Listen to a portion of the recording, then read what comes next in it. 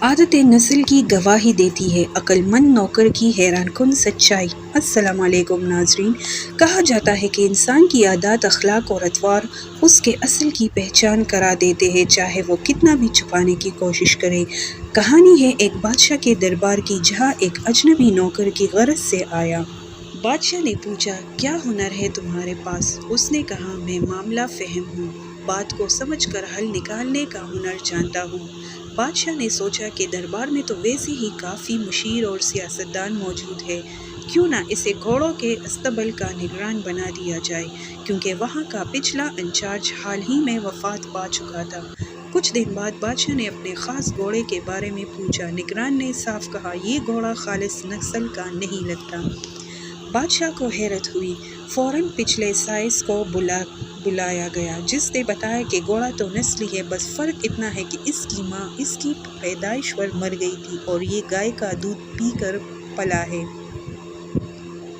بادشاہ نے حیرت سے نگران سے پوچھا، تمہیں کیسے پتہ چلا؟ نگران نے کہا، کیونکہ جب یہ گھاس کھاتا ہے تو گائے کی طرح مکمل گردن جھکا لیتا ہے، جبکہ اصیل گھوڑے گھاس کھاتے ہیں گردن اوپر رکھتے ہیں۔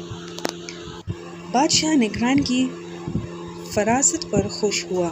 اسے انعام کے طور پر اعلیٰ خوراک، گوشت اور دیگر اشیاء بھجوا دی اور ساتھ ہی محل میں تعینات کر دیا۔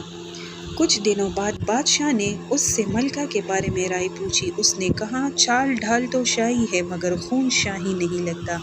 بادشاہ پریشان ہو گیا، ماں کو بلایا اور حقیقت پوچھی۔ ماں نے کہا، تمہاری پیدائش سے پہلے ہماری بیٹی مر گئی تھی اور ہم نے سلطنتی تعلقات کے لیے ایک یتیم بچی کو بیٹی بنا لیا۔ بادشاہ نے نگران سے پوچھا، تمہیں کیسے معلوم ہوا؟ اس نے کہا، کیونکہ وہ اپنے خادموں سے جس بدسلوکی سے پیش آتی ہے، وہ کسی شاہی خون والی عورت کا انداز ہرگز نہیں۔ اس کی سمجھداری پر بادشاہ نے پھر انعامات دیے، بھیڑ، بکریاں، اناج۔ کچھ وقت گزرا، بادشاہ نے پوچھا، میرے بارے میں کیا رائے ہے؟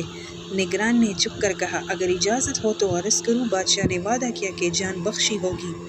نگران بولا، نہ آپ کی گفتگو، نہ آپ کا انداز بادشاہوں جیسا ہے، نہ آپ شاہی خون سے لگتے ہیں۔ بادشاہ تھک گیا، مگر وعدہ یاد آیا۔ ماں سے پوچھا تو حقیقت کھل گئی، تم ایک چرواہے کے بیٹے ہو جنہیں ہم نے گود لیا تھا۔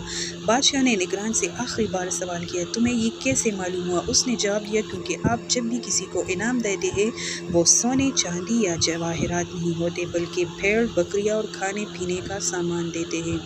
یہ انداز کسی بادشاہ کا نہیں، ایک چرواہے کے بیٹے کا ہو سکتا ہے۔